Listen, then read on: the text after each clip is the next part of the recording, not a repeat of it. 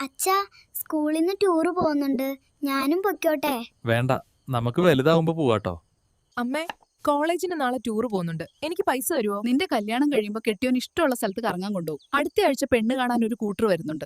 ഏട്ടാ, ഹണിമൂൺ പോവണ്ടേ? മുത്തേ, ഇപ്പൊ കല്യാണം കഴിഞ്ഞല്ലേ ഉള്ളൂ. വിരുന്ന് പോവാനുണ്ട്, അത് കഴിഞ്ഞ് നോക്കാം. ഏട്ടാ, വിരുന്നൊക്കെ കഴിഞ്ഞില്ലേ? ട്രിപ്പ് പ്ലാൻ ചെയ്താലോ? പിന്നെന്താ, ആ, ഇനി യാത്രയൊന്നും പാടില്ല. ഹണിമൂൺ എന്തായാലും നടന്നില്ല. കൊച്ചിനെയും കൊണ്ട് ഇനി ഫാമിലി ട്രിപ്പ് പോവാ. പിന്നെ ഈ കുരുപ്പിനെ കൊണ്ടുപോയ ഇടങ്ങേറാവും. പിന്നെങ്ങാനും പോവാ. നിങ്ങൾ എന്തായാലും എന്നെ ട്രിപ്പ് കൊണ്ടുപോകൂല.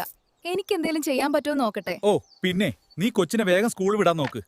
എല്ലാം ബാധ്യതയും തീർന്ന് ഒരു തീർത്ഥാടനയിലെങ്കിലും ഒന്നിച്ചു പോകാൻ പറ്റോ? പിന്നെ വയസ്സാം കാലത്ത് ഈ കാലും വെച്ച് പോവാത്തതിന്റെ കുറവുള്ളൂ.